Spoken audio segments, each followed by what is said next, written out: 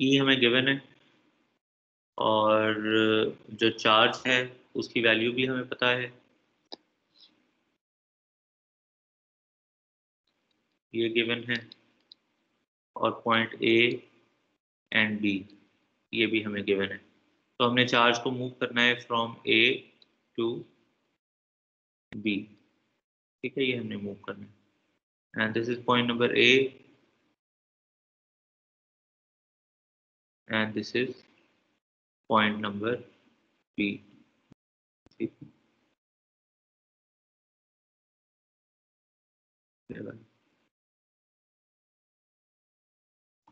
अच्छा, वो कह रहे हैं जी कि यहाँ से यहाँ जाना है लेकिन इस पाथ के जरिए से जाना है, यहाँ से यहाँ और फिर यहाँ से यहाँ, ठीक है। और फिर दूसरा आपने क्या काम करना है कि यू आर गोइंग टू, तो इससे आपका डीएल डिटरमिन हो जाएगा।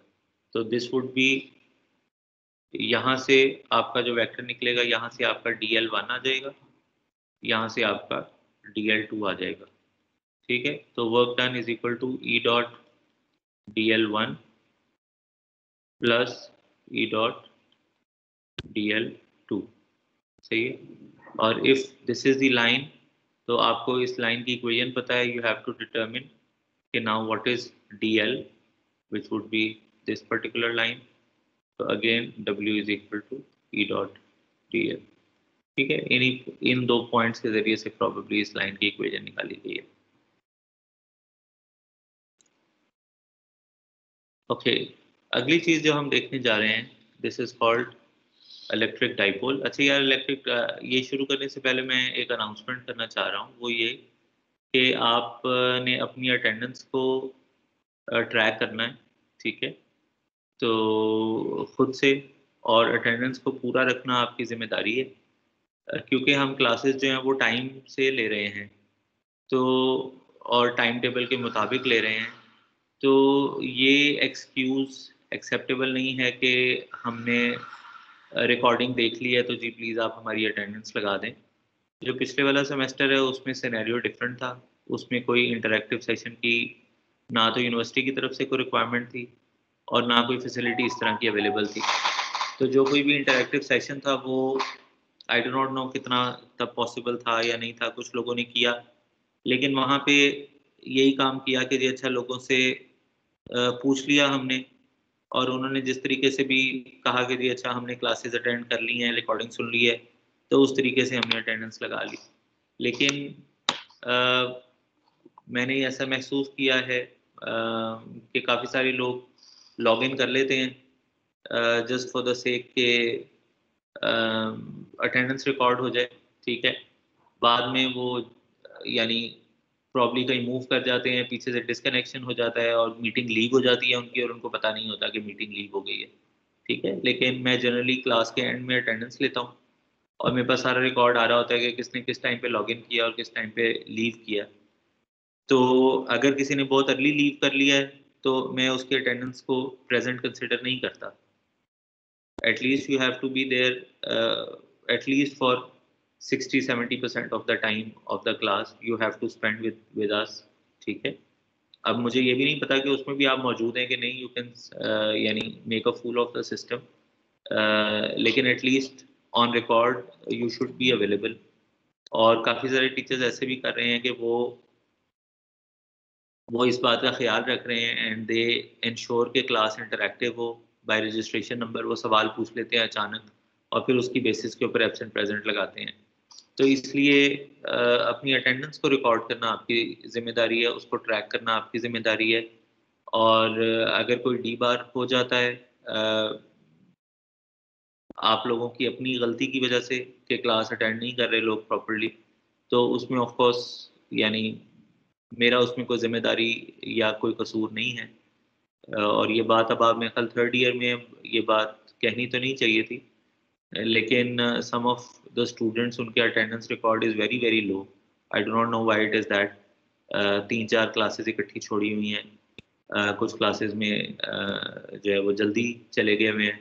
तो अपनी अटेंडेंस को आप लोग मेंटेन करके रखें। If you are at border line तो बिल्कुल ये ख्याल रखें कि भई आप सारी की सारी क्लासेस अटेंड करें और उनमें आप फिज़िकली प्रेज़ेंट हों, मौजूद हों फॉर द एंटायर ड्यूरेशन, ठीक है?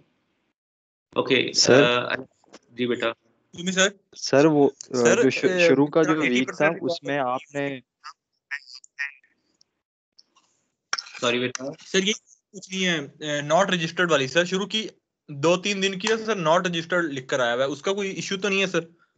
नहीं बेटा, नॉट रजिस्टर्ड जो है वो उसमें काउंट नहीं होता, यानी वो डी बार में काउंट नहीं होता। ठीक है सर। अगर मैं उसको डेटा देख के एब्सेंट लगा दूंगा तो वो आपके लिए नुकसानदेह है। अगर मैं उसको नॉट रजिस्टर्ड ही छोड़ूंगा तो वो ऐसा जिसका कोई मसला नहीं है। तो ओके सर। अब हाँ जी। तो अब लेकिन अगर आप वो नॉन रजिस्टर्ड वाले दिनों में आपने अभी कोर्स रजिस्टर नहीं किया हुआ था तो एक अलग बात है। लेकिन अगर आप कोर्स का पार्ट थे लेकिन आपने यानी छुट्टियां की हुई हैं तो फिर भी थोड़ा घबराने की बात हो सकती है। तो आप अपने आप को यही कंसिडर करें कि वो जो भी आपका एक्चुअल स्टेटस था उस टाइम पे एब्सेंट या प्रेजेंट का वही कंसिडर होगा जो भी एज पर रिकॉर्ड मेरे पास अवेलेबल है। अगर किसी की कोई रजिस्ट्रेशन का प्रॉब्लम था एडमिशन ऑफिस वगैरह की तरफ से तो वो एक अलग बात है। सर जी बेटा। सर ये जो आईएसटी का था, क्या कहते हैं इसको, जो भी सर ये जो अटेंडेंस का इनका था एक रूल, तो सर ये ऑनलाइन में भी यही फॉलो होगा या थोड़ा सा ये रिलीफ देंगे हमें? बेटा हमें तो 80% का ही पता है। ठीक है। पिछले सेमेस्टर में क्योंकि यूनिवर्सिटी का कोई सपोर्ट सिस्टम नहीं था स्टूडेंट्स को पढ़ाने का, तो उसमें हमें ये लिबर्टी दी गई थी कि एटलीस्ट आप ये यानी हम टीचर्स ये इंश्योर कर लें कि सारे के सारे स्टूडेंट्स ने रिकॉर्डिंग्स देखी हुई हैं। तो उसका आसान तरीका या एक लेमैन तरीका ये है कि अच्छा यूट्यूब पे अगर डाली हुई है तो आप नंबर ऑफ व्यूज़ काउंट कर लें कि कितने लोगों ने व्यू किया हुआ है। लेकिन उसको भी क्रॉस मैच करने का कोई तरीका नहीं है। अभी इशू ये है कि किसी भी टाइम पे अगर यूनिवर्सिटी चाहे तो वो हमसे रिकॉर्ड मांग सकती है कि जी आप अपनी अटेंडेंस के साथ सपोर्टिंग एविडेंस जमा करवाएं। तो वो सपोर्टिंग एविडेंस हमारे पास MS टीम्स का डेटा है। हम ऐसा नहीं करते कि स्टूडेंट को फेवर देने के लिए हम किसी को अटेंडेंस में प्रेजेंट मार्क कर दें, क्योंकि यूनिवर्सिटी के पास थ्रू HEC सारे के सारे कोर्सेज का डेटा मौजूद है। वो अगर चाहें तो किसी भी कोर्स को रैंडमली वेरीफाई करना चाहें तो वो कर सकते हैं। तो इसलिए हम कोई ऐसा उल्टा सीधा काम करेंगे नहीं कि आपको फेवर देने के लिए आप क्लास में प्रेजेंट नहीं थे लेकिन हमने आपको प्रेजेंट कर दिया। फिजिकल जो हमारी इंटरेक्टिव जब क्लास एजुकेशन होती है उसमें फिर भी आप ये रिस्क ले सकते हैं। तो लेकिन आप इस केस में हम ये काम नहीं कर सकते क्योंकि यहाँ पे एक मज़ीद सेकेंडरी एविडेंस मौजूद है। तो इसलिए आप लोगों को ही इस चीज़ का ख्याल रखना है। सर वो जो शुरू का वीक है उसमें जो नॉट रजिस्टर वाला है, तो सर उसको आपने एब्सेंट ही मार्क किया हुआ है। बेटा जो बंदा एब्सेंट होगा उसको एब्सेंट ही मार्क किया होगा। सर सर क्लासेस तो ली थी सर आपने, मेरी 4 जो शुरू के लेक्चर्स हैं उसको आपने नॉट रजिस्टर और चारों को आपने एब्सेंट किया हुआ है। नहीं बेटा, मैंने मैंने नॉट रजिस्टर्ड किसी को भी नहीं छेड़ा। अगर कोई नॉट रजिस्टर्ड है तो वो नॉट रजिस्टर्ड ही है। मैंने उसको ना प्रेजेंट में कन्वर्ट लेकिन किया। सर मैंने पोर्टल पे देखा है सर, 3 जो है मेरी एब्सेंट्स लगी हुई हैं और 4 नॉट रजिस्टर, तो टोटल एब्सेंट्स जो है मेरी वो 7 हैं और 83% की अटेंडेंस है। अच्छा बेटा, मैं इसको चले मैंने नॉट रजिस्टर्ड को छेड़ा तो नहीं था लेकिन मैं यस सर, ये आया हुआ है सर, वो डेज ऑफ एब्सेंट्स में सर ये काउंट किया हुआ है, मतलब एक वही एक्चुअल सर। एब्सेंट को और नॉट रजिस्टर को भी उनके साथ ही काउंट किया हुआ है। बेटा मैं यानी इन्होंने फिर कोई एल्गोरिदम चेंज किया होगा तो नॉट रजिस्टर्ड की जो भी एक्चुअल स्टेटस है मेरे पास एज पर टीम्स की अटेंडेंस के, तो मैं उस हिसाब से उसको शिफ्ट कर लूंगा। जो प्रेजेंट है उसको प्रेजेंट कर दूंगा, जो एब्सेंट है उसको एब्सेंट कर दूंगा। ठीक है सर, सर ये काइंडली देख लीजिएगा। जी मैं देख लूंगा बेटा। और कोई बात? सर प्रेजेंट ही कर दें सर, भला हो जाएगा। बेटा भला आप पहले अपने आप का खुद तो करें ना, उसके बाद आप मुझसे भला एक्सपेक्ट करें। सर कर रहे हैं सर, अब जी सर। नहीं सपोर्ट कर पा रहे टेक्निकली तो सर फिर क्या कर सकते हैं। बेटा there is always a method of communicating such problem well in time. ठीक है।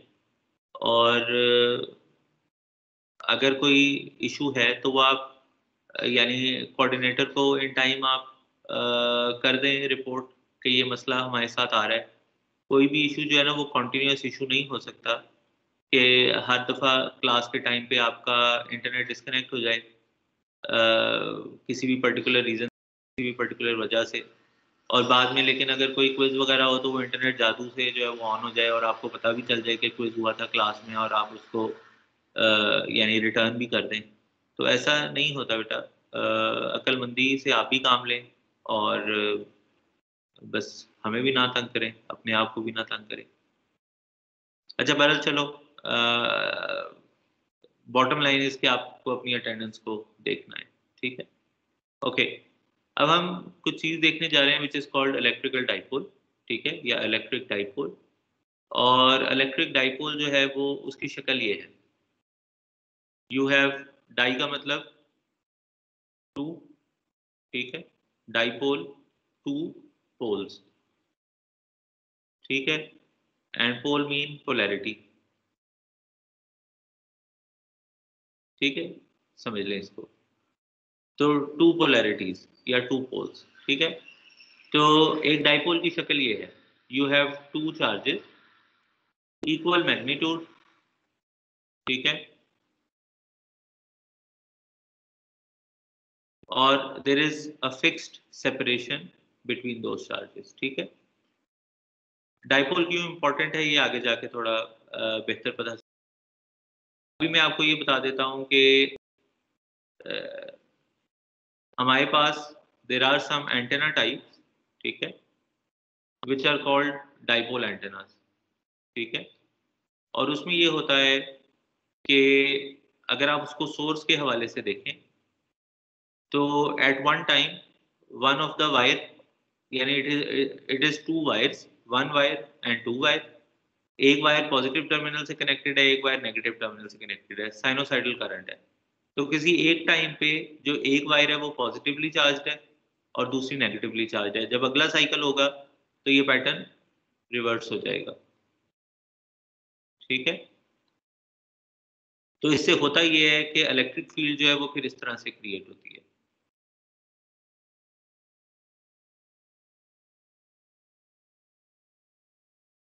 सही है। तो इस पॉइंट पे इलेक्ट्रिकल डाइपोल को इंट्रोड्यूस करने का ये मकसद है कि for the moment we want to know कि अच्छा अगर एक पॉजिटिव चार्ज है या कोई भी एक सिमेट्रिक चार्ज बॉडी है, जिस तरह line charge, surface charge, volumetric charge, जिसके ऊपर कुछ एक तरह के चार्जेस मौजूद है या रैंडमली डिस्ट्रीब्यूटेड है, तो उनकी वजह से जो इलेक्ट्रिक फील्ड इंटेंसिटी है किसी भी जगह पे वो हमने डिटर्मिन कर ली। अब अगर इस तरह की कन्फिग्रेशन है जहाँ पे हमारे पास दो डिफरेंटली चार्ज बॉडीज हैं और इस कन्फिग्रेशन में है, उनकी वजह से इलेक्ट्रिक फील्ड इंटेंसिटी किसी भी जगह पे क्या होगी वो हम डिटरमिन करने में इंटरेस्टेड हैं, ठीक है। तो we have a dipole and we want to know कि what is the electric field intensity because of a dipole at a point P, ठीक है, which is a little far away. तो अब हमने क्या किया, सुपरपोजिशन प्रिंसिपल हम apply करेंगे, ठीक है। If you want to determine electric field intensity, तो इसका मतलब ये होगा कि इलेक्ट्रिक फील्ड टोटल जो है that is equal to E because of positive charge plus E because of negative charge, right, ठीक है। आप ये नहीं कह सकते कि क्योंकि चार्ज का मैग्नीट्यूड सेम है तो इसकी वजह से E प्लस और E माइनस आपस में एक दूसरे को कैंसिल कर देंगे। उसकी वजह ये है कि इन दोनों, ये जो दोनों चार्जेस हैं इनके दरमियान में कुछ डिस्टेंस है, ठीक है। और क्योंकि इनके दरमियान में कुछ डिस्टेंस है तो एंड हम जिस पॉइंट P के ऊपर हैं उसको हमने एक जेनेरिक पॉइंट कंसिडर किया है। और इस ज्योमेट्री के हवाले से अगर देखें तो जो R1 है उसकी वैल्यू और R2 की वैल्यू, ठीक है, उसमें थोड़ा बहुत फर्क है R1 और R2 की वैल्यू में, जो कि फिजिकली आपको नजर आ रहा है, ठीक है। तो that's why this can not be exactly equal to each other. So effect जो है वो हो सकता है कम हो डिपेंडिंग अपॉन कि इनके दरमियान में कितना डिस्टेंस है या at what point you are looking at, लेकिन for the moment in this scenario they are not going to cancel each other. तो हम इसको क्या करेंगे, we are going to do it through the method of potential, ठीक है। हम यानी पोटेंशियल से अप्रोच इसको करेंगे rather than electric field intensity से अप्रोच करने के। एक इम्पॉर्टेंट बात यह है कि if you want to determine के, जैसे मैंने आपको कहा कि R1 और R2 में थोड़ा डिफरेंस है, तो if you draw a straight line over here, ठीक है, तो this makes a right angle triangle, ठीक है। जिसमें this side is the base because it has angle theta, this side is the perpendicular. तो जो बेस की वैल्यू बनती है that is approximately equal to d cos theta, d being the distance between these two charges. ठीक हो गया? तो हमने सुपरपोजिशन प्रिंसिपल अप्लाई किया और जब हमने पॉइंट P के ऊपर कैलकुलेट किया कि क्या पोटेंशियल होगा, तो दिस वन जो फर्स्ट वाला पार्ट है, this one is because of charge plus Q, and this one जो सेकंड वाला पार्ट है that is because of charge minus Q. ये जो नेगेटिव साइन है दिस इज सर अस्सलाम वालेकुम सर शायद जो स्क्रीन रिकॉर्ड ये प्रेजेंट हो रही है ना उसमें थोड़ा सा डिले है, क्योंकि आप जो बेस बता रहे हैं शायद यानी आपने ट्रायंगल को ड्रॉ किया है पी से लेके बेस तक, यानी मैं ये अज्यूम कर रहा हूँ, लेकिन वो अभी तक शो नहीं हो रहा हमें, मुझे नहीं, मुझे तो प्रॉपर्ली नहीं शो हो रहा, मुझे बस वही जो आपने पहले लिखा हुआ था और आपने जो एन पोटेंशियल इलेक्ट्रिक फील्ड बनाई है बस वो शो हो रहा है, उसके आगे शो नहीं हो रहा। बेटा वो ना ऑलरेडी स्क्रीन पे एक डायग्राम बनी हुई है, ठीक है? आप अगर उस डायग्राम को देखें तो आपको ना डी कॉस थीटा नजर आ रहा होगा। बिल्कुल सर नजर आ रहा है डी कॉस थीटा नीचे की तरफ। मैंने सिर्फ उस डी कॉस थीटा को रिप्रेजेंट किया, वहां पे डी कॉस थीटा को अगर आप देखेंगे ना, अगर आप उसको बेस कंसीडर करें तो आपको एक राइट एंगल ट्रायंगल नजर आ जाएगी, यानी आप उसको अगर देखें ना तो आपको पता चल जाएगा कि कौन सी पॉसिबल राइट एंगल ट्रायंगल बनती है। ठीक है सर नजर आ गई, अपीयर भी हो जाएगा, ठीक है? कोई डिले भी है तो I am not switching the slide for the moment, वो थोड़ी देर में अपीयर भी हो जाएगा, ठीक है? ओके, तो अब अगर आप इनका आगे इनको कंबाइन कर लें यानी एलसीएम ले लें तो you get R1 R2 over here and R2 minus R1 over here, ठीक है? अब हम क्या करेंगे कि to make our life a little easier we will put some approximations, ठीक है? R2 माइनस R1 का हमें पता चल गया कि this R2 minus R1 is equal to d cos theta, ठीक है? और उसकी क्या रीजन है ये हमने अभी डिटरमिन किया प्रीवियसली, सही हो गया? फर्दर ऑन हम क्या करना चाह रहे हैं, we are going to put another approximation which is telling us के R1 मल्टीप्लाइड बाय जो R2 है that is approximately equal to R square, ठीक है? ऑल्दो के R1 and R2 are not exactly equal, लेकिन R1 और R2 को अगर मल्टीप्लाई कर लें तो probably somewhere near R square plus minus थोड़े फर्क के साथ, ठीक है? तो we are going to put this approximation. अगर आप इन दोनों अप्रोक्सीमेशंस को पुट करें इस इक्वेशन में, ठीक है, तो यू गेट दिस, ठीक है?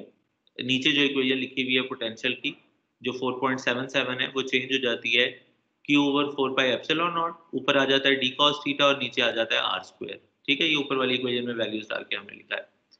अब जो डी कॉस थीटा है हम इसको लिख सकते हैं डी डॉट ए आर की फॉर्म में, ठीक है? जो कि आगे आपके पास लिखी हुई है, क्योंकि अगर डी डॉट ए आर को खोलेंगे तो इट वुड बी डी का मैग्नीट्यूड ए आर का magnitude cos theta, A R का मैग्नीट्यूड इज 1 तो it is D cos theta, ठीक हो गया? जो कैपिटल डी है that is a vector which is along z direction in this particular scenario, ठीक है? तो that is actually d times A Z, तो हमने खुद से एक हाइपोथेटिकल वेक्टर क्रिएट कर लिया ताकि हम उसको डॉट प्रोडक्ट में कन्वर्ट कर सकें, ठीक है? Now if we define another vector which is called dipole moment, and dipole moment की वैल्यू क्या है q times d, d जो है वो ऑलरेडी एक वेक्टर है जिसको हमने क्रिएट किया और q जो है वो चार्ज है, तो हमारा जो ओवरऑल पोटेंशियल का एक्सप्रेशन है वो ये बन जाता है v is equal to p dot ar 4 pi epsilon naught r square, ठीक है? where p is our dipole moment.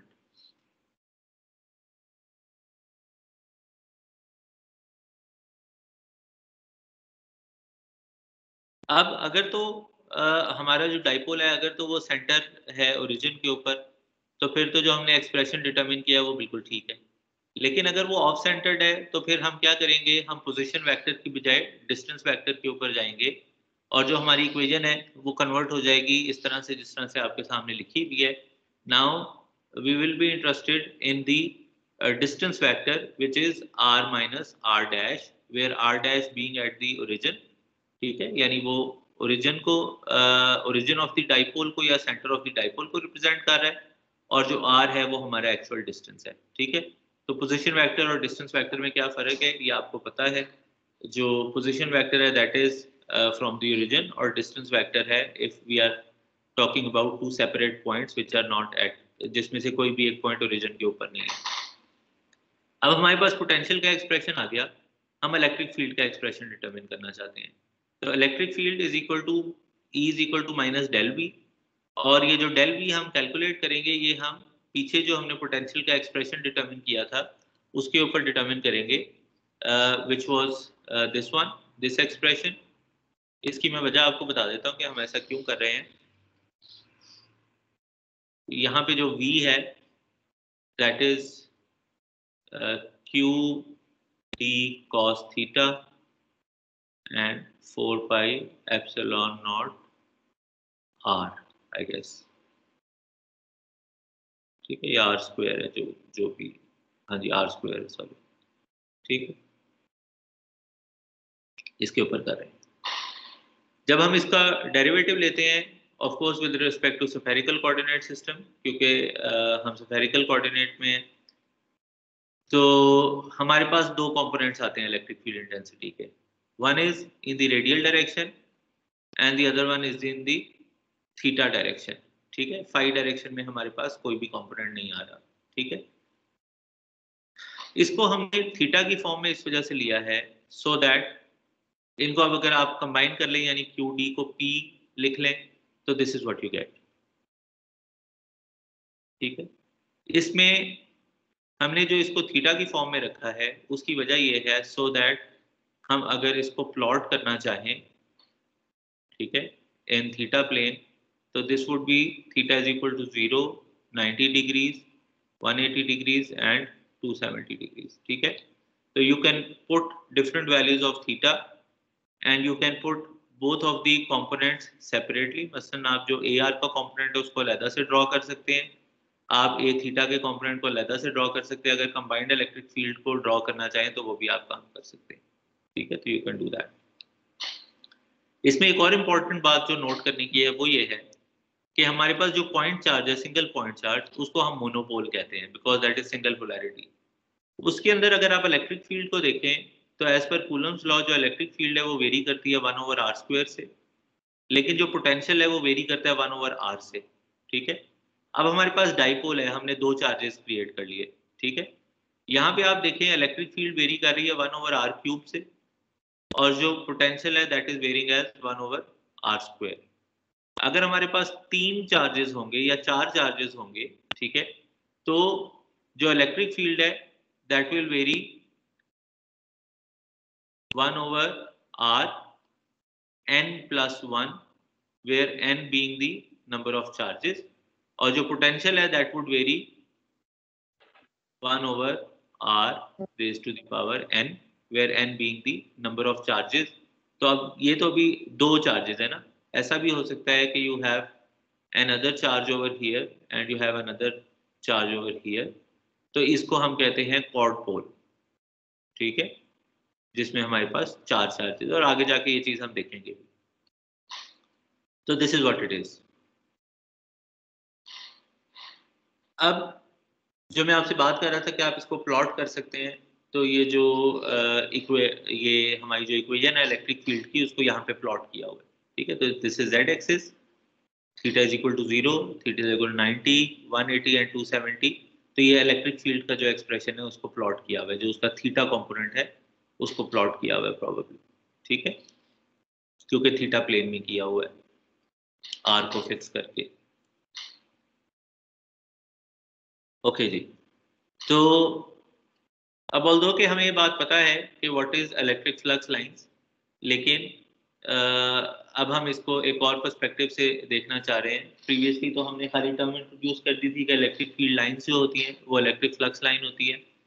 तो इलेक्ट्रिक फ्लक्स लाइन क्या है? ये इमेजिनरी पाथ है जो कि किसी भी पर्टिकुलर पॉइंट पे डायरेक्शन ऑफ ई फील्ड को बता रहा है कि किसी भी पॉइंट के ऊपर ई फील्ड की क्या डायरेक्शन है, ठीक है। एक टर्म है which is called equi potential surface. Equi potential का मतलब ये है सेम पोटेंशियल, तो इसका मतलब होना चाहिए इक्वी पोटेंशियल सरफेस का कि any surface that has same potential all across over it, तो that is called an equipotential surface. ठीक है। Another term which is called equipotential line, any line which has the same potential if you move from one point to other point, तो that is called a equipotential line। और equipotential line कैसे बनती है हमारे पास, say for example you have an equipotential surface, अगर आप एक plane draw करते हैं जो कि इसको इंटरसेक्ट कर रहा है, ठीक है, तो now this line, this is the equipotential line because it is lying on this surface and it has same potential all across it। ठीक है। एक important बात ये है कि if you move along an equipotential line, because del v is 0, मतलब rate of change of potential along that line is 0, which is this value, तो इसका मतलब है कि all over that line electric field जो है वो constant होगी because there is no change in the potential along that line। ठीक है। तो if electric field is constant, तो there is no work done। ठीक है।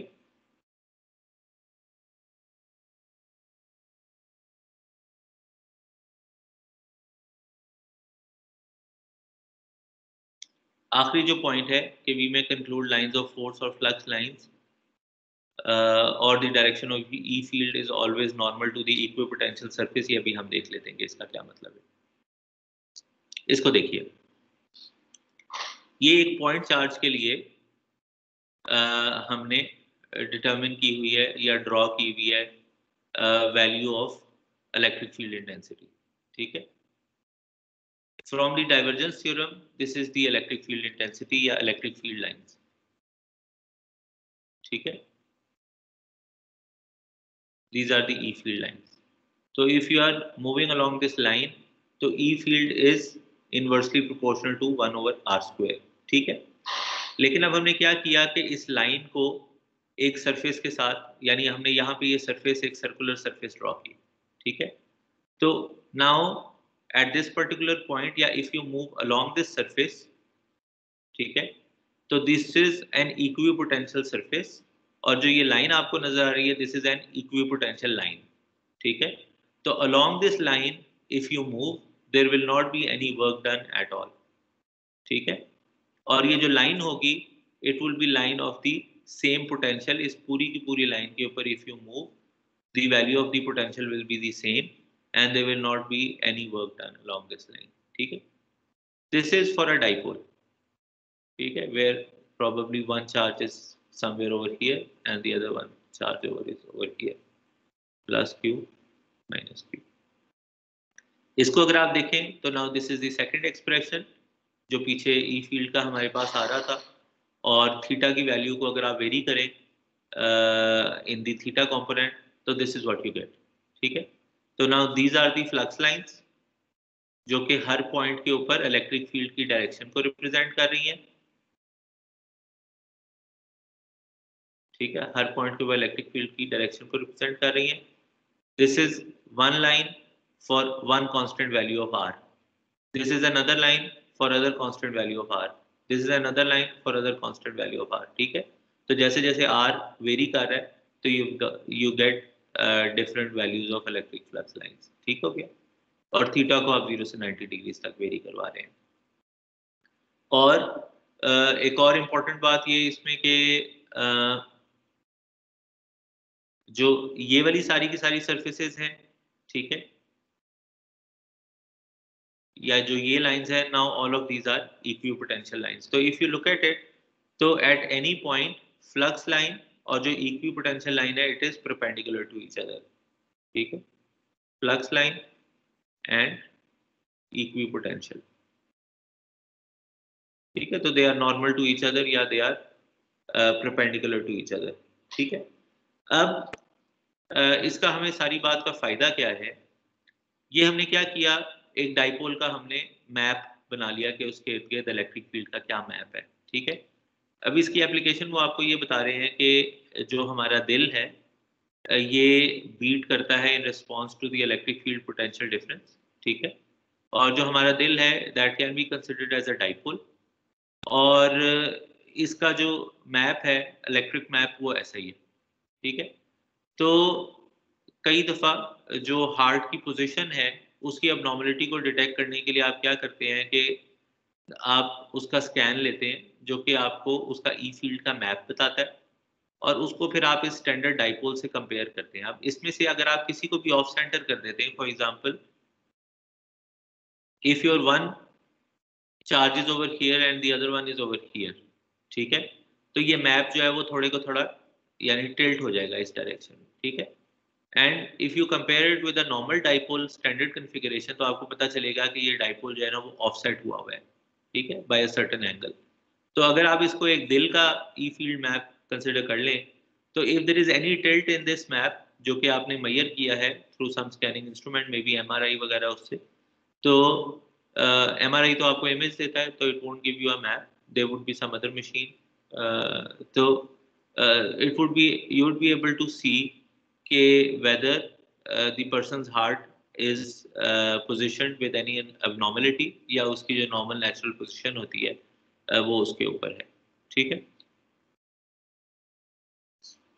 इस एग्जांपल को देख लीजिए जनाब, यू हैव टू डाइपोल्स, उनके डाइपोल मोमेंट्स आपको बता दिए गए हैं, डाइपोल मोमेंट्स की लोकेशंस आपको बता दी गई हैं, और आपको ओरिजिन के ऊपर जो भी पोटेंशियल वैल्यू है वो डिटरमिन करने के लिए कहा गया है, ठीक है।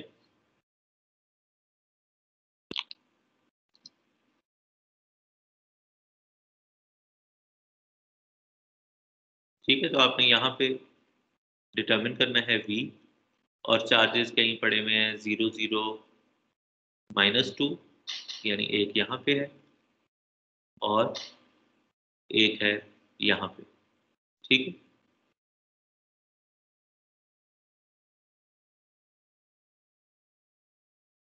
हाँ जी 0। तो अब आप ये देखिए कि ओरिजिन के हवाले से अगर देखें तो ना इनका डिस्टेंस बराबर है दोनों साइड पे, और जो चार्ज का मैग्नीट्यूड है वो भी इस वाले चार्ज का फर्क है और इस वाले चार्ज का फर्क है, दिस इज 9 नैनो कूलम, ठीक है। लेकिन एक जो स्टैंडर्ड डाइपोल होता है दैट इज इक्वली डिस्टेंस्ड या equally distributed along the region, across the region sorry, और उसमें चार्ज मैग्नीट्यूड भी सेम होता है, ठीक है, लेकिन इसमें दोनों में फर्क है। तो आप क्या करेंगे, आप दोनों डाइपोल मोमेंट्स कैलकुलेट करेंगे, Q1 D1 Q2 D2, ठीक है। D1 आप डिटरमिन कर सकते हैं, this is your D1 and this is your D2, ठीक है, and R1 R2 again origin से, तो this would be your total potential value.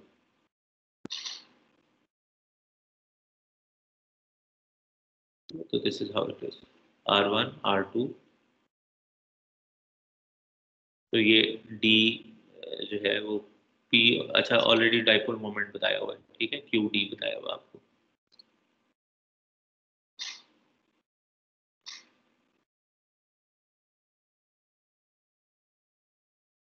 ठीक है, अगेन डाइपोल आपको बता दिया मोमेंट, और आपने E और V डिटरमिन करना है एट दीज पॉइंट्स जो कि गिवन है।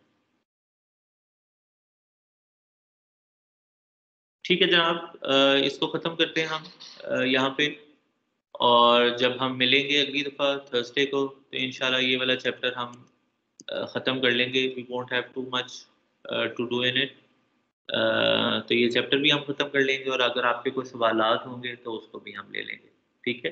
सर एक दफ़ा थोड़ा सा रिवीजन हो जाएगा चैप्टर 3 4 का बेसिक, वो जो इसमें चीज़ें हैं उनको जो चीज़ें मैंने बतानी होगी मैं बता दूंगा, लेकिन मैं शुरू इसी बात से करूँगा कि आप लोगों को क्या प्रॉब्लम है। ठीक है, हम पढ़ आएंगे ना, तो फिर आप एक दफ़ा अपने अपने तरीके से जिस तरह पढ़ाते हैं वो उस तरह समझा दीजिए। बात